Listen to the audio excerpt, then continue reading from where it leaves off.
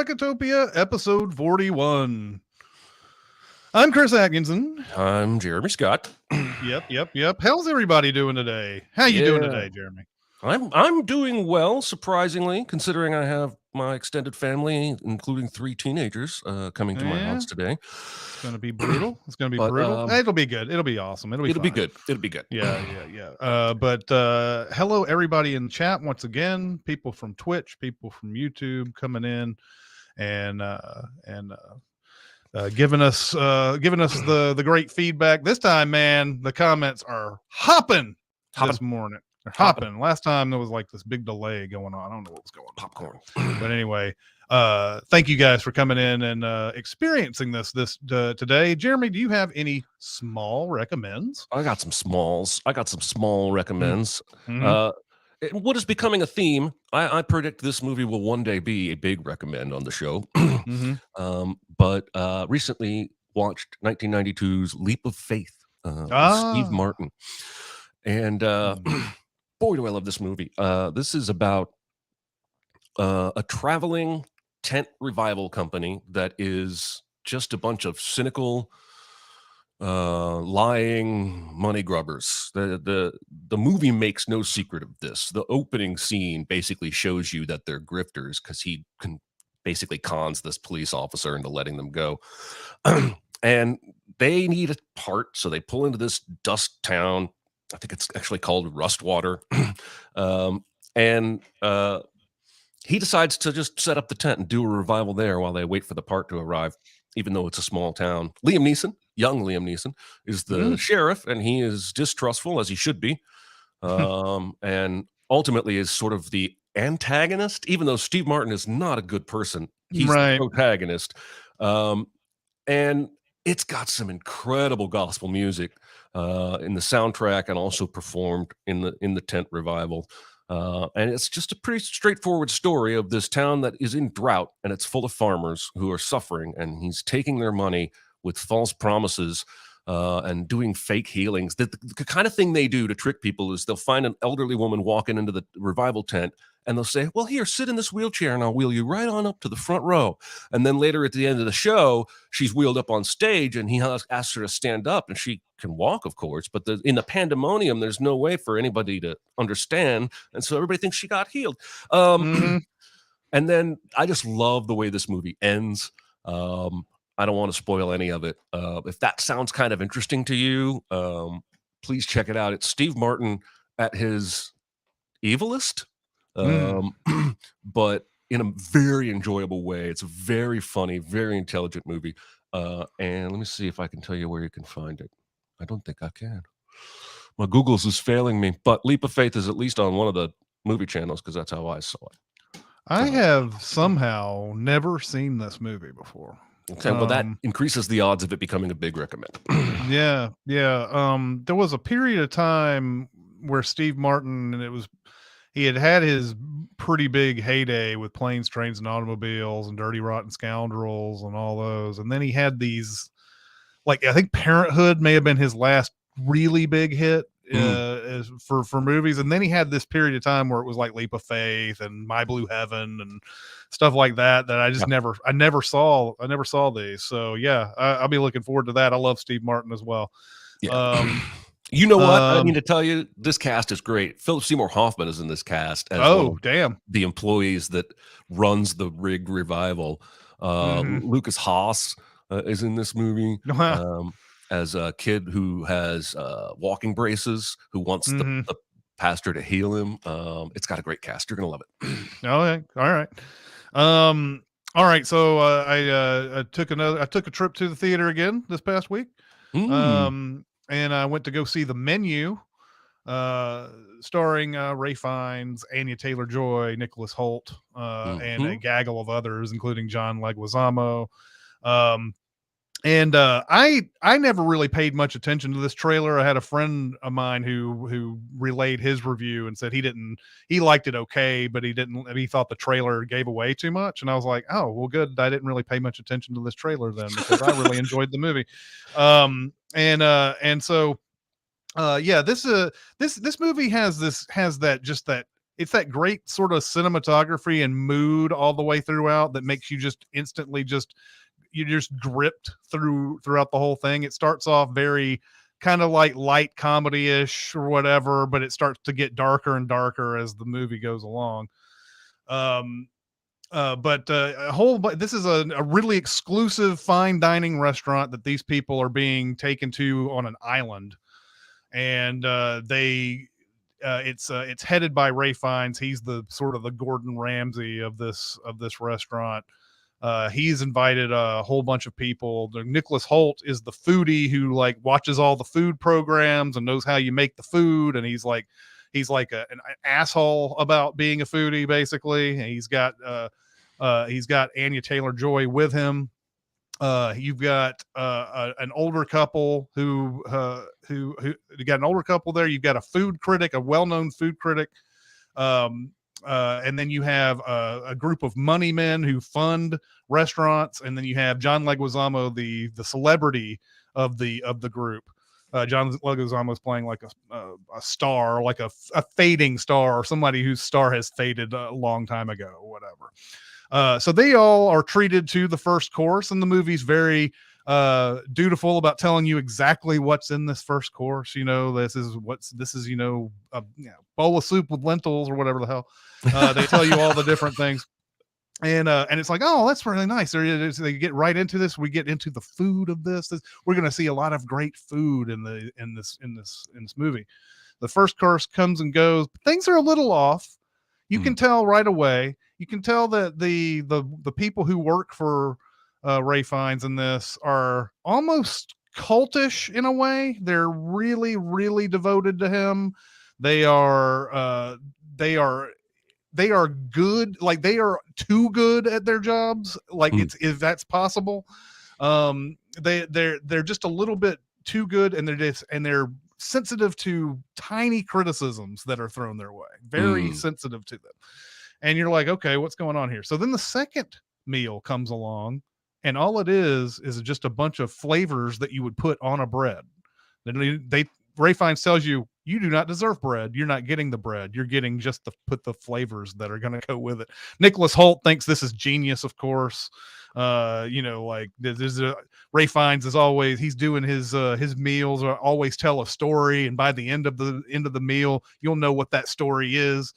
But this movie gets darker and darker and darker as it goes along. And Jeremy, you may have already been told about this. This has your trigger in it. Yes, I have been told. And there is a lot of lives on the line by the end of this movie. You would never think that the way it starts out, but the one thing that is about this the people eating the restaurant, they are all connected in some way.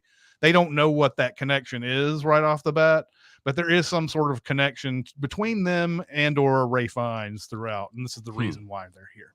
But this movie is very pitch black comedy. So if you don't like your comedy that gets mixed in with like death and gets mixed in with like like really harsh things being said, then you don't want to watch this probably. But I really dug the kind of the mood this movie set. It could have been better. Yes, it could have been a little bit better. I thought there were some things that I think they could have sold out on a little bit more. But overall, really enjoyed this. Anya Taylor-Joy continues to just have this meteoric career, and I think she's great in this.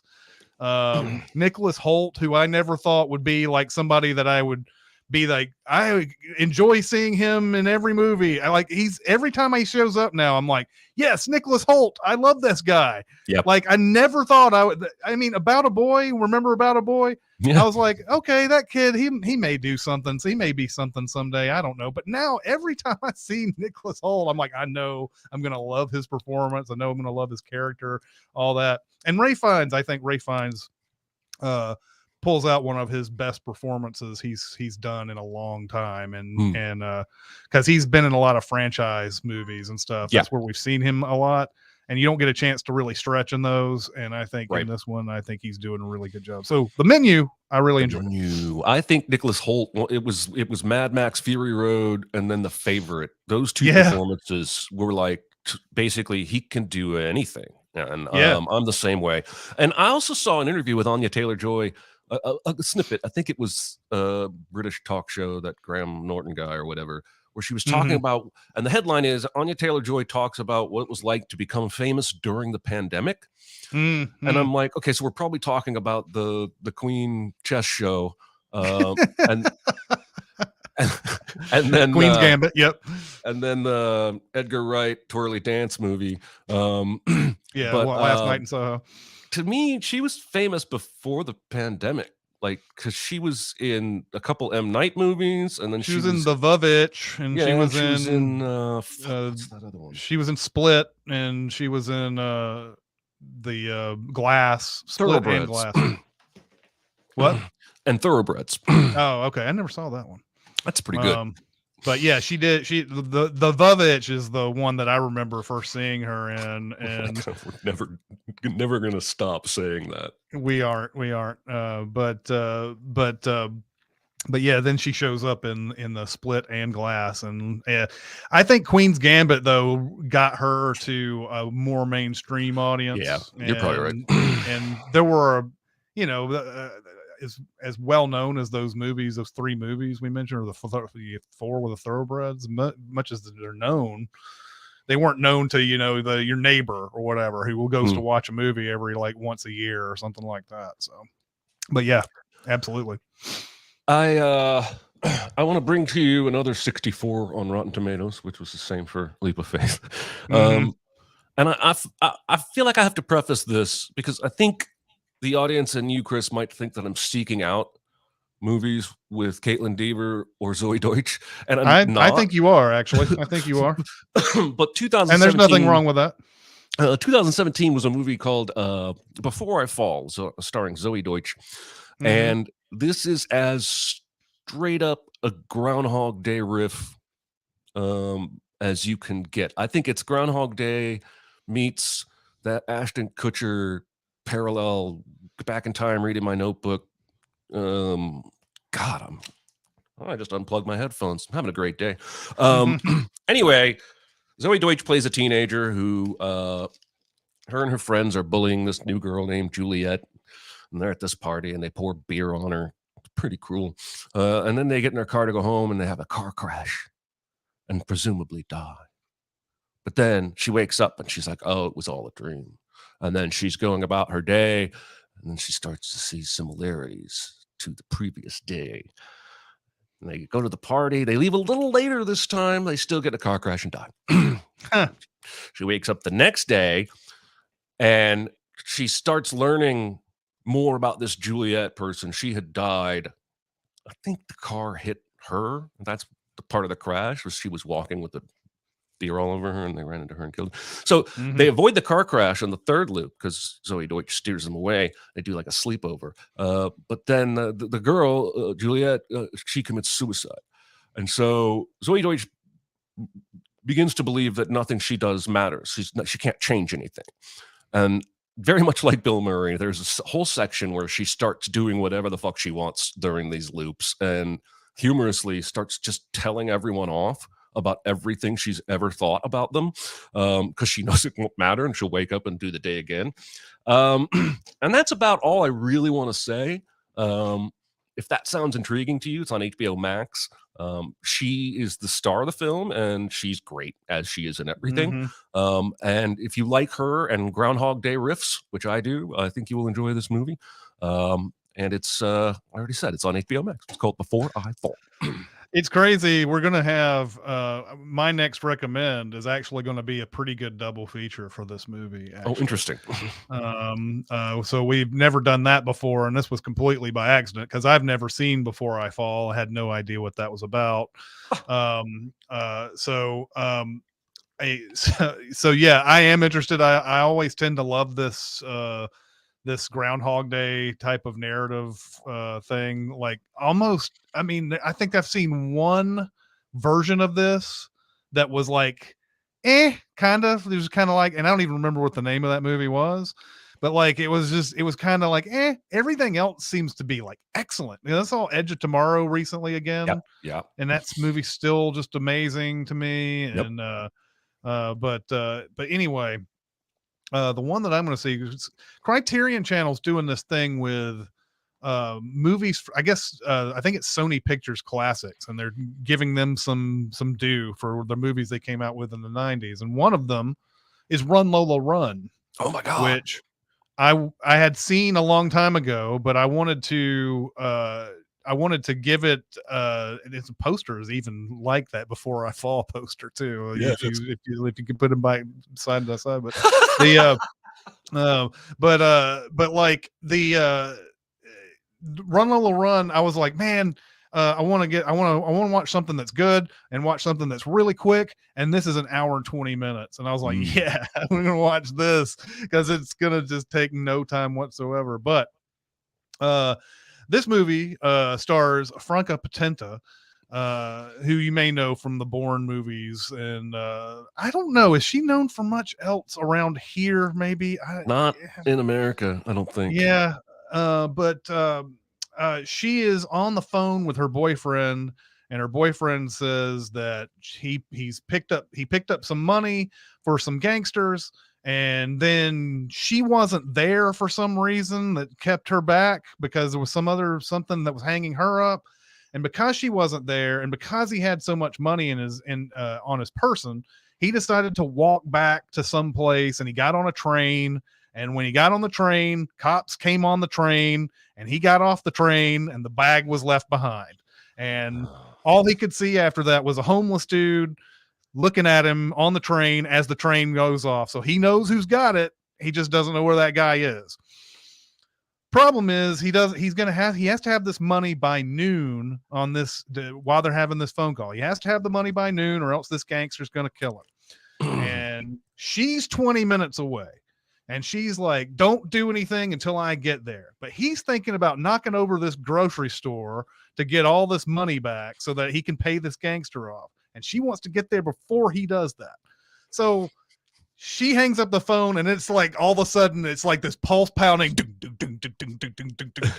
you know, and she's running and she's going through all this stuff. And each time when she goes through this thing, the first time she just misses this one car that's about to come out and hit her. And every time she interacts with anybody on the street, the movie shows all these like photos of what happened to that person afterwards. It's like kind of an interesting little wrinkle that they throw in there. Like some of them, like, oh, they found love and they got married, or oh, this one got drug overdose, or this one, you know, there's so many different little like things that they add to that. Of course, on the first go around, she gets to the phone booth like just too late, and the guy goes in the grocery store and he starts to rob it, but he gets stopped, and then it ends up I think she dies. And then like each one of these things like has an interlude where she's in bed with Manny and they're talking their future out and everything, and it's like, and she's basically saying, I don't want to end it this way. And then it goes back to the beginning of the phone booth thing, and she's going to start doing different things now to try to get the money.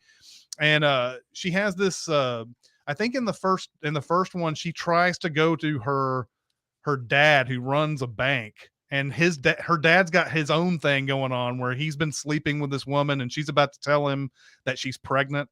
And Drew, there's like 4 different times Lola goes through this thing, and like there's times where the woman gets to say that she's pregnant to the guy. There's other times where she doesn't get to say. And it changes things ever so slightly enough. This movie's great because it's not, of all the Groundhog Day sort of like I guess knockoffs, if you want to call it that, this one doesn't focus on like millions of turns. This one's got 4 different times that she does this, and each one has its own little variations to it as she tries to stop her boyfriend from robbing the store. And it's a fun, fast-paced movie. I love it a lot. I want to own this one. I don't know if there's a Blu-ray of it out there, but this is a really good movie, and I could see us big recommending this one someday. I watched this with Josh 1999, I guess, as soon as it came out on home video.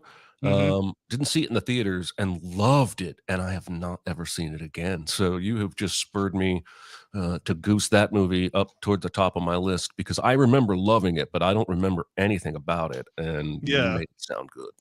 Yeah. I mean, it's so quick, and like it's so amusing throughout. It doesn't waste any of its time in this thing. And so and Franca Potenta is I wish I'd seen more of her over the years. I can only think of that Born Identity, and maybe some other movie I'm not thinking of right now. Well, she's in Supremacy for like the first 15 minutes, and then she dies.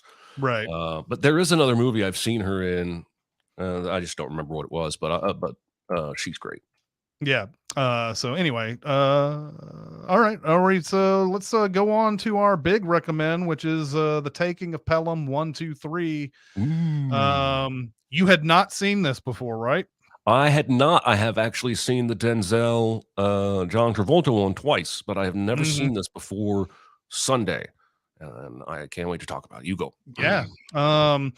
This one is very, very simple. Basically, Robert Shaw has a gang of people that he has that's going to hijack a train, and what he wants is $1 million, or else he starts killing everybody on the one car that he separated from the train.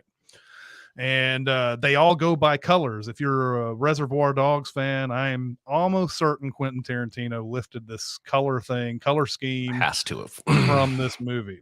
But Robert Shaw plays blue, and Martin Balsam plays green.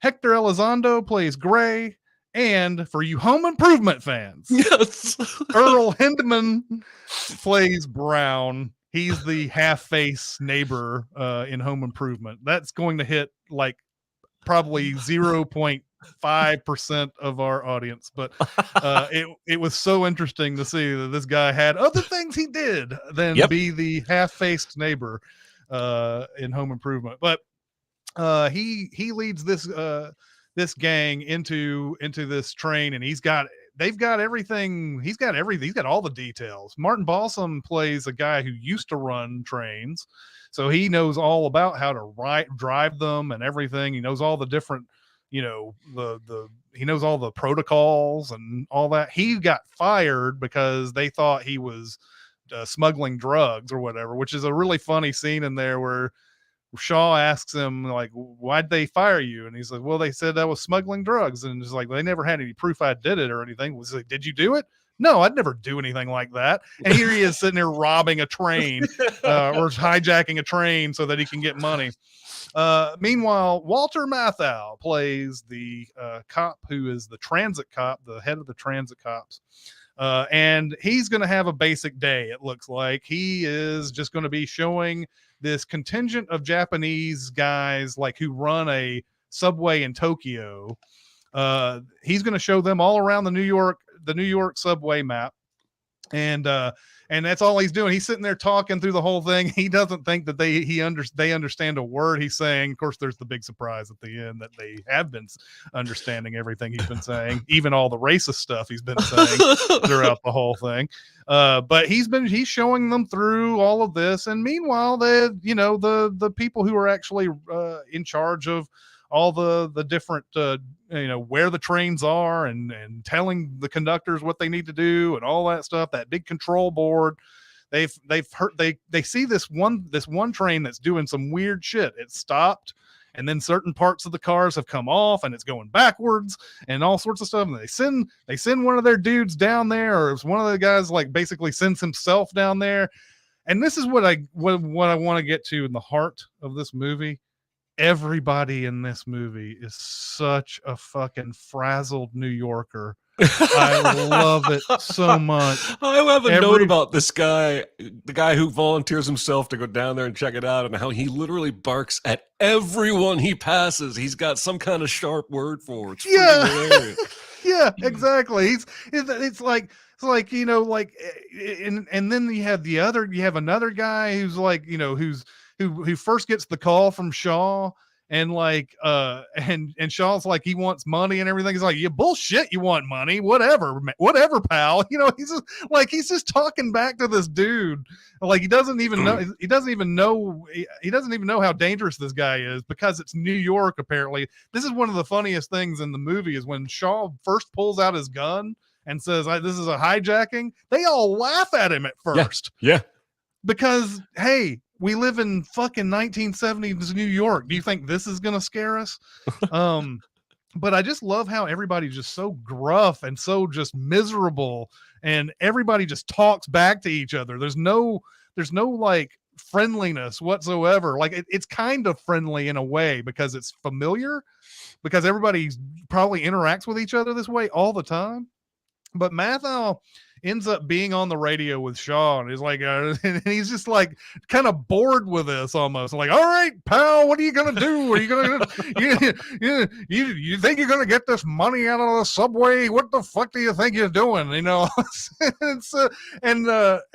Shaw's very confident. He's like, I am gonna be taking this money out. You can't stop me from doing it. But they have a limited amount of time. They have an hour, in fact, to somehow go to a bank, get $1 million in this like really complicated manner, and take it to the train. It's almost like in Speed, where Dennis Hopper is like making things super impossible, and Keanu Reeves is like, well, if we give him the money, he wins. If we don't give him the money, he wins because he gets to kill a lot of people. And that's it's almost feels like that in a way. But yeah, so he gets an hour to do it. That's another thing I love too. Is like Walter Matthau keeps on trying to bargain with this guy, saying, like, kid, you got to give us more than an hour. He's like, your rules were very complicated. You didn't have to give us. You're gonna give us an extra 15 minutes. And Shaw is like, if you, it's like, he's like, he ends up telling Balsam, he's like, why don't you just give him the 15 minutes? And Balsam's asking him, and he goes, if you tell them 2 hours, it's going to take them 2 hours. If you tell them 1 hour, it's going to take them an hour. It's like, this is the time that I've given them, and they're going to have to abide by that. And eventually it gets to this point where, Matthau does successfully bargain some minutes on all of this, but it's just a very exciting, tense movie throughout. I don't think I've seen a bad guy like Shaw very much over the years, who's just very cool. He's a man of his word, and he doesn't like burst out into anger or anything like that. He's just very, very cool about, I'm going to get this money and it's not going to be a big deal. And I'm going to get away with it. And if I don't get away with it, I don't want to do this other, he said something like, I can't remember what other job he was saying he was going to do if he didn't do this or whatever, but he doesn't want to live a normal life anymore. And it's pretty apparent that it's this or bust. So yeah, I have seen this 2 or 3 times now in my life. What did you think of this movie, Jeremy? I loved it. This is the not fucking around movie. Like the 70s. One of the things I love about 70s movies is they don't fuck around. Like you said, this is a very straightforward movie. The opening has very little dialogue for the first 10 minutes or so. Just really good score, and it's telling you what world you're in by showing you. And it's not a super long movie. Like the Travolta Denzel one has a wildly different ending that is way overly complicated. They also write this whole storyline in for Denzel, who's playing the Matthau character, that he's being investigated for some kind of slush fund or something. Yeah. And that's not needed. Matthau just, he's perfectly frustrated and frazzled. We don't need like a boss over his shoulder going, "You're still under investigation." It's just unnecessary. Modern movies do that kind of thing all the time. Yeah. Even the end of the Travolta Denzel one, Travolta's playing the main bad guy, Blue, and instead of touching the track himself to end his own life, like he's trying to get away with the money on a bridge at the end of that movie. Whereas this movie, I actually, okay, so that guy dies, and they start to. I'm spoiling the movie for everybody who hasn't seen it. Mathau and his buddy decide to go investigate these 9 guys that used to work for the railroad that may have been involved in the heist. And I literally am thinking to myself, you're going to end this movie this way after that climax? But then when they get to dude's apartment and he keeps like hiding the money and thinking he's going to be discovered, and it's clear that he's being overly defensive, but they don't have anything. And then Mathaus closes the door, and the guy sneezes, and he says Gesundheit, and then he opens the door with what has to be one of the best facial expressions in all of film history, with this look that just says, "You're fucked, buddy. You screwed yourself. Priceless. It's over." And the movie ends right there. And I cackled. I was laughing for minutes. I love you're talking about how everybody's angry and frazzled, and everybody. I wrote everybody has character here, like the Grand Tower supervisor who ends up eventually dying, yelling at everybody as he goes through the subway. He's just an asshole. You got the mayor mad about missing the newlywed game. Later on, there's a section where he goes, "Shit, piss, fuck," and it cuts to another scene. I just love how everybody is angry, and they get even angrier as it goes along. Like there's this dude that works for Mathau that does not care about these 18 lots at all. He is vehemently apathetic about that in favor of getting his trains running again. And it's really over the top, but it does lead to a fun confrontation at the very end. But that anger becomes palpable. And it's almost contrasted with the scenes on the train where, like you were saying, the head bad guy is completely calm, and it's kind of quiet until 1 or 2 moments of violence break out. But the contrast there is interesting. The bad guys are calm, and the good guys are all frazzled. I guess that's probably how it is when you spend time doing all that planning. You can tell how cool Shaw is right off the bat, because he's waiting for the train at the very beginning where the front car is going to be. And this black guy comes by and starts waiting for the train, and Shaw starts staring at him, and the black guy turns to him and he says, "Hey dude, what, you never seen a sunset before?" And I just died laughing on that one. And Shaw, I think in most movies you're going to see that, oh, he's serious, he's so dead serious, and he doesn't like that someone joked at him. But he even cracks a smile when that guy says that.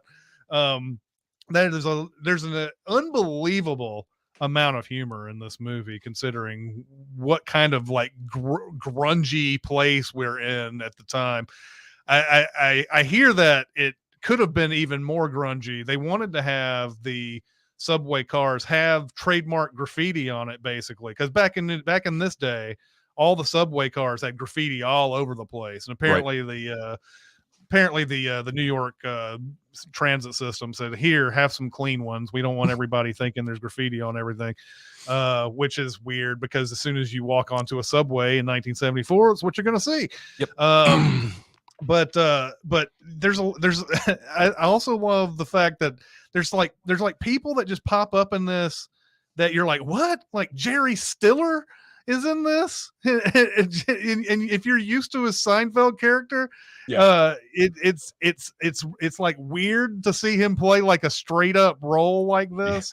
Then you have James Broderick, who's Matthew Broderick's dad, is the conductor who leads all the other passengers off through the tunnel. And then you have a Tony Roberts, who was a mainstay in all the 70s movies, especially like Woody Allen films. But Tony Roberts almost steals this movie when it's not Mathau on screen or Shaw, and it's him. He definitely steals the non-main parts, because he's the vice mayor, but he seems to be the only guy who has it together in this whole thing. There's a point where he's sitting there like, he's like, he's like just begging the mayor to come up with a decision about this money already. Like, go ahead and give these guys their money. Who cares? And the mayor's like, I think we should give them the money. And he's like, oh, thank Christ. And he starts sending everybody off to do their thing. And it's like the guy who seems like he should really be in charge isn't. A lot of people also think that the mayor is playing Ed Koch in this, but Ed Koch did not get elected until like 1978 or something. But apparently, the dude looks enough like Ed Koch that after the fact, people think that that's who he's playing throughout this whole thing. But Doris Roberts plays his wife. Oh wow! In this, so it was wow. There's a lot of people in this that are just kind of in very minor roles, but I really enjoyed that playing Spot the semi-famous person or famous person in this movie. I for a brief moment I flashed into nitpicking mode when the police car is racing with the money to get there in time, and I'm like, they do say the line, go to this bank, we've worked with them a bunch, which suggests that bank would be more willing to donate $1 million. But that is the furthest away bank in all of New York City that they have to drive for that long with escorts. And then it leads to what I think is a sweet bit of continuity, because that car flips and wrecks, and they give the money to the motorcycle cops and say, take it on. And then at the very end of the movie, Matthau and his buddy go out to investigate the 9 guys, and they drive by that scene, and the car is being flipped back over by a big machine that didn't have to do that. There's no reason for that, but I appreciated the callback to like, yes, what you do in New York does have an impact, and it takes hours to repair and fix and get the traffic going again. But I did think they probably could have found a bank closer to the scene. There's no doubt. Yeah. They also do this thing with the money where they show it being counted by a couple different machines. And then after that, they count it all by hand. Yeah. Like, you count, if you're going to count by hand at all, you count by hand first, and then you verify with the machine. You don't do it in reverse. Right. Anyway, I loved the movie. I thought it was perfectly sparse in what it was showing me and giving me. There's not a lot of flash. Again, if they made this movie today, which they did with Denzel and John Travolta, they blow everything out of proportion and have this big, showy, dialogue-driven standoff on a bridge, whereas this one just gives that look. God, now Denzel could have done a cool look if he'd been given that scene in that movie, but he's not. But that was one of the best looks I've seen in any movie, anytime. That was my biggest takeaway. I could not stop laughing about all that he conveyed. I think Robert Shaw's death in this is one of the most horrifying things I've ever seen. Yeah. They talk about the third rail quite a bit in this. I'm actually surprised more people don't die in the third rail, considering how many people are walking through the tunnels in that one scene, and how much stuff's going on all through the tunnels. But Shaw, like, he definitely he doesn't care about death. It's quite clear in this. Yep. It's either I'm going to have 250 grand to spend for the rest of my life, or I'm just going to die because I'm not going to do this other bullshit that I was thinking about doing. And he just steps on the rail, and then you see Mathau's look like, oh, and then Shaw's just kind of got this, just like determined, like, all right, well, this hurts, this sucks, but it'll be over soon. So it's one of the most horrifying things I've ever seen in my life. But anyway, not much to delve into with this movie, other than the fact that it's great. It's very quick. It's very, it's just solid all the way around. The characters, as you mentioned, everybody's got character. Everybody's a fucking just annoyed New Yorker, and it's great. It's liberating to watch it. The heist is very simple, and everything is easy to follow. And I love this movie a lot. The remake is fine. The remake is totally fine. I didn't have a problem with it. It's just, it's not this. Right. So anyway, hope you guys enjoyed it as well. Now it's time for the double feature. Ooh.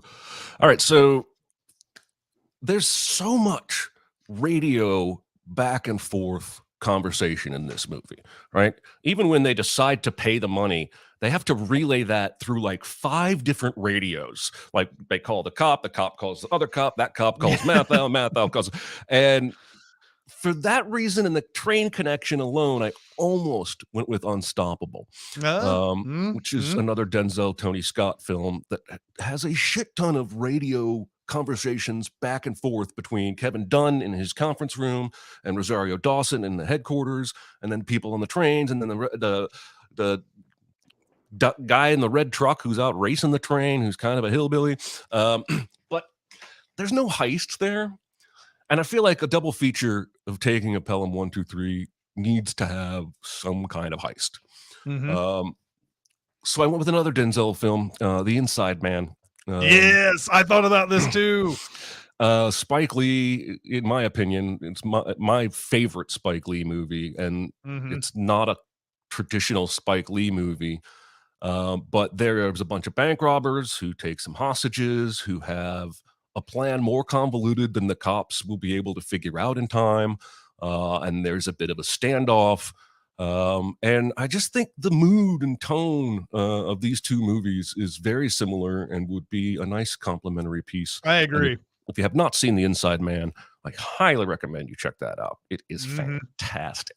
Yeah, it really is. I was sitting there thinking the same thing through this. Inside Man would be an excellent double feature to this. I'm glad you brought this up because real good stuff. Talk about an envious afternoon of movies is watching Taking a Pelham 123 and Inside Man. That's amazing shit right See there. some people asking why I didn't go with Money Train or Speed, and those are both great. I thought about both of those during watching this movie. I felt they were a little on the nose. I wanted to go my own. I wanted to go my own way. Yeah, you know what's funny? I think in the trivia for this on the IMDb, it said that they were I guess the New York City Transit was a little worried that people might get ideas watching this movie, and nothing ever happened. But when Money Train came out, someone did try to do the heist from Money Train. So it was like, I guess their fears were founded, but not for the right movie. I don't know. It was that was a weird thing to come across. I'm surprised that doesn't happen more often. People trying heists from movies like that opening heist in Usual Suspects where they robbed the money truck. I'm surprised that hasn't been mimicked. Not that I'm encouraging anyone to do crime. That would be terrible. Yeah, and by the way, Jagged says, I think I would go with The French Connection. It has the second best car chase of all time after The Matrix Reloaded, of course. For those of you who remember our movie fights with honest trailers, that was a reference to that. So what's going to be next week's homework? All right, next week we're going to watch a movie I have not seen in 20 years. It is an all-time classic, 1957's 12 Angry Men. Yeah, this is good stuff. This is Sidney Lumet's directorial debut, from what I'm told on the IMDb. It sounds about right. 100 on the Rotten Tomatoes. It is set in a jury room, deliberating after a murder trial, and it's one of the best films of all time. I want to see it again. I also get to show my brother's kids some movies whenever they come and stay. And this is, I think, a good one that might entertain and show that black and white movies from the 50s can kick ass and don't have to be old-timey and lame. You can watch this for free in a host of places, but you're probably going to have ads. You can watch it on Tubi, on Pluto, and on Amazon Prime Freevee. You can also rent it at any of your usual streaming rental places for $2 or $3.99. That is your homework for next week, and I think we have time for some questions. I think we have some questions for sure. Let's do some questions. What, in your opinion, is the worst Best Picture winner, and what movie would you give the award to instead? All right. So for me, I think the worst one, and this is going on like a fading memory here, but I remember going through watching a bunch of Best Pictures at one point, and I thought that Out of Africa was one of the worst Best Pictures I have ever seen. Now, I could probably go back and watch Out of Africa and think, "Oh, that's actually really good." I was in a bad mood that day when I watched it, but I it won over The Color Purple, and I think The Color Purple is a way better movie than Out of Africa is. I think if The Color Purple had come out, I mean, if these two movies had come out maybe 20 years later, Color Purple would have ended up winning it. I wasn't a big Out of Africa fan at all. So that's the one that's the one I pick. Very good. Very good choice. It's interesting that before the show, we were talking about broadcast news because it did not win Best Picture and it lost to The Last Emperor, which when I finally saw The Last Emperor a year and a half ago, it bored me to tears. It's long and boring. Yes.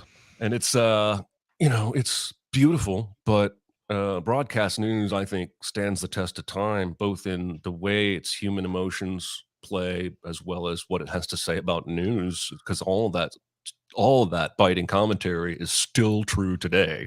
And that should have won. And I'm seeing Crash, obviously, here in Crash over Brokeback. That's not that. I think if the Academy had a redo, they would definitely do Brokeback over Crash, and Crash may not even get nominated. But I think a lot of people were pointing out when Crash got nominated, the way the Academy rules were, like there's so many people in Crash and so many people associated with the people who were in Crash that it was one of those things where like, oh, I know that movie, and they just they kind of gave it more seriously credit. You had people who were like, I like Sandra Bullock, and then you had people who were like, I love Ludacris, and they all voted for that movie.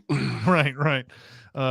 So yeah, by the way, The Last Emperor, that Academy Awards, that 1987 one, I guess was in 1988, that Oscar telecast was the first Oscar telecast that I ever watched. Oh wow. And it was for a 10-year-old, or a 10 or 11-year-old, it was weird because every category was The Last Emperor, Empire of the Sun, Last Emperor, Empire of the Sun. And I was like, I've heard the word empire or some form of it a million times by the end of this thing. But anyway, yeah, we'll go on to the next one. Let's move on to another question. Does the runtime of the movie have an effect on your decision to watch it? Nowadays, yes. Used to be no, it doesn't. But now I have to figure out where I'm going to fit this 3-hour movie or this 2-hour 40-minute movie or whatever. And if it gets past 2.5 hours, I'm usually pretty reticent to go to a movie theater and watch it. And then I'm also fairly reticent to watch it at home unless there's just nothing to do. And that's rare these days. It's so rare. I don't like, I was spoiled through 20 years of movie theater, watching movies on my own, not having to deal with customers or anything like that. Watching movies on Thursday nights with nobody around to do anything stupid. And now it seems like every theater I go to, every time I go to any auditorium, there's like people talking and stuff. And I can't even imagine that for 2.5 to 3 hours.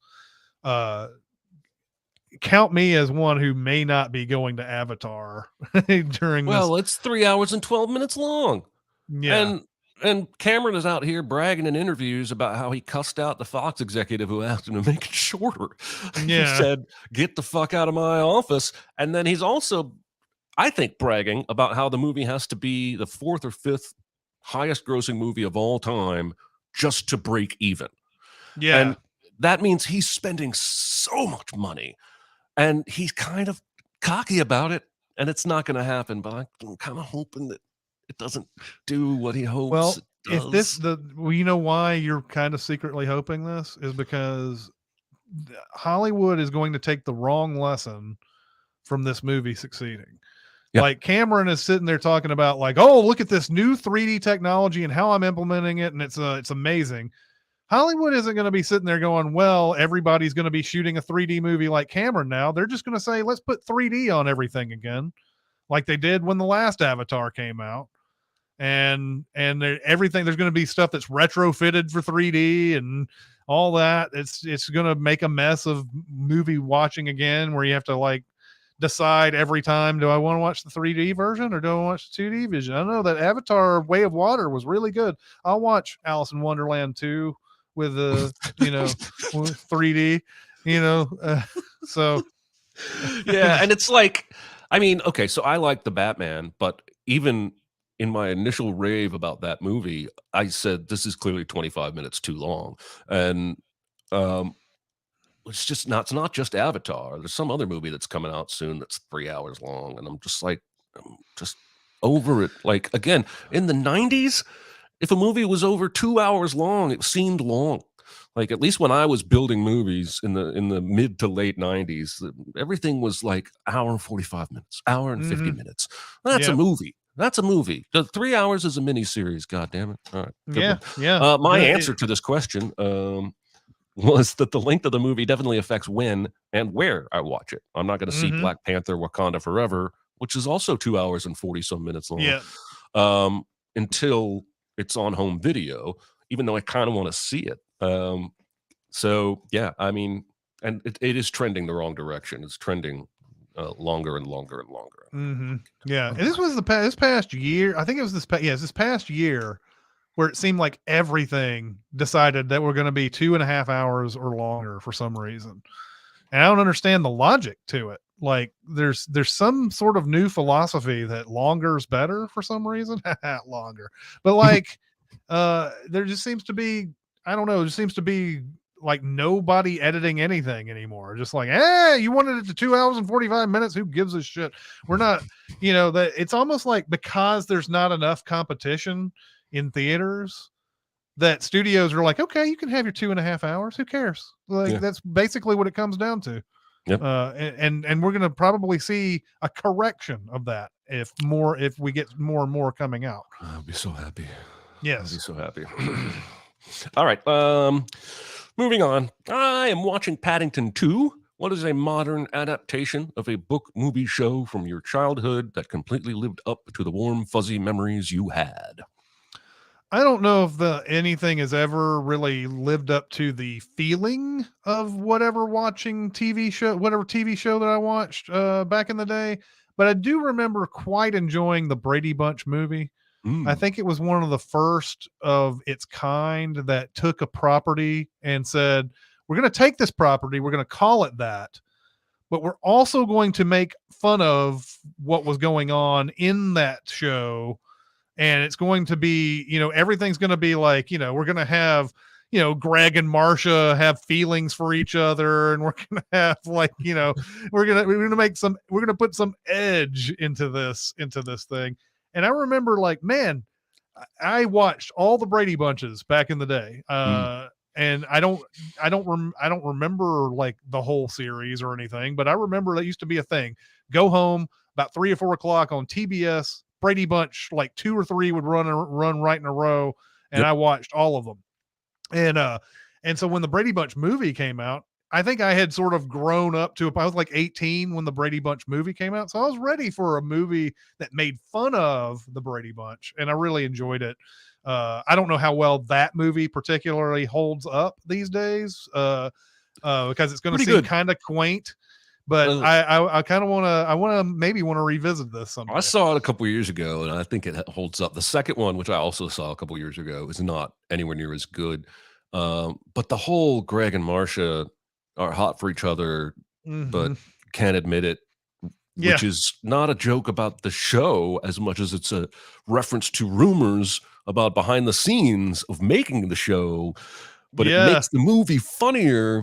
I really like the Brady Bunch movie. That scene in Brady Bunch movie, I do still remember this one because it's the scene where they're up in the same room, they're sharing the same room and everything, and Marcia has this voice all the way through, sure Dan, blah blah blah blah blah, and then there's a point where Greg, like he talks to her through the sheet, and there's some like undressing going on or whatever, and he's like Marcia, and she's like, yes, Greg. Like this real throaty like thing. And it's like, It just, I'm like, I can't believe we're going there, but we are. It's pretty amazing. I grew up watching Charlie Brown and Snoopy and the Peanuts gang. My brother was in the Yes. You're a Good Man, Charlie Brown show, and so that music was always playing in our house that year. And the specials that they have for each holiday were always big annual watches. And a Oh, few yeah. years back, they came out with what looks like a digitally animated Peanuts movie that I didn't think got much fanfare or ado. And when I finally saw it, I thought it was really, really cute. It And did okay. it kind of gave me that same kind of vibe. Now, again, it's not making fun like the Brady Right. Bunch movie was. Mhm. And I see people mentioning the Muppets, the one with Jason Segel, and I think the Peanuts movie does what the Muppets movie does, in that it sort of recaptures some of that original magic, Yeah. which gives you those feely Mhm. dealies.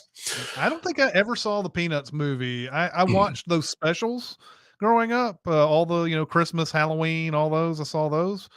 And I read the comic, but I don't think I ever saw the movie. So, may have to give that Yeah, a shot. there's a great sequence with Snoopy delusionally in his head fighting the Red Baron in a dogfight. It's really fun, man. It's really cute. I think that's probably going to do it for today on Yep, that time. will do it. And man, the chat is talking about all the words they can get away with saying. Oh Yes, my, oh naughty my. chat. So many things that are, I don't know. There's so many things I don't know about this chat, by the way. Like I see occasionally a bot come on saying somebody Yes. sworn a bunch of times, and I'm like, I don't, is that a thing? I didn't know that was a thing.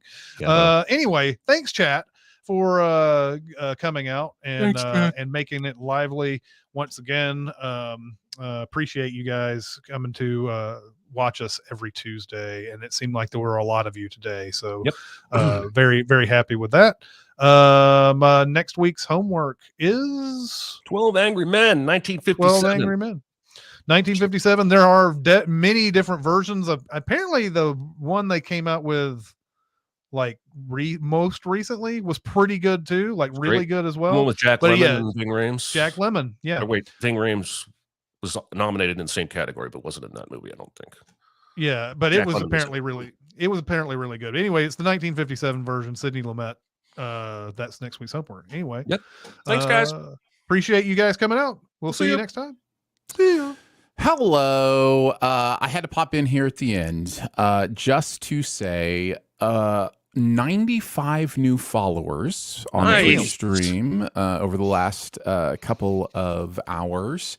Resubs from Rando Dave, Shireen, and Jetsmets, and Danae Says, all coming through with subscriptions, including Danae Says throwing out 5 gift subscriptions to the channel. So thank you to everybody. There was a hype train. There were bits given out, Jetsmets, Slab, and I think Jetsmets and Slab giving out bits on the hype train. I'll pretend like I know what that means until I actually know what that means. But it does mean something, and we do appreciate you very, very much for doing all that. You guys aren't wrong. Lots of people hanging out with us today, and that's always fun to see and always fun to get all the interaction. So thanks for doing that, guys. We'll send you out with a little bit of a raid. Let me look and see what's available here. Let's go raid our friends at Moco Made. So I will load that up, start the raid. You guys can load in, and we'll head over to Moco Made to say hello. So thanks again for joining us. We love you guys. Thanks for hanging out. Thanks for the subs. Thanks for the follows. Thanks for the bits, all that stuff. We really do appreciate it. So we'll catch you on the next one. Bye. See ya. Bye-bye. Bye.